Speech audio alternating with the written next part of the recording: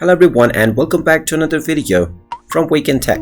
In this video, I'm going to show you how to change your password on Bitpay. So let's get started right away.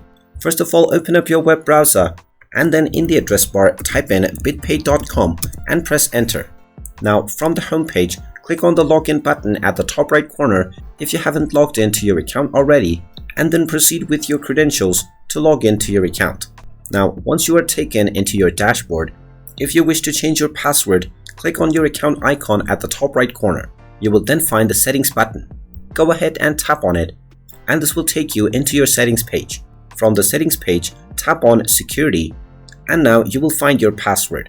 Go ahead and tap on the update button, and now you will be asked to enter your current password first.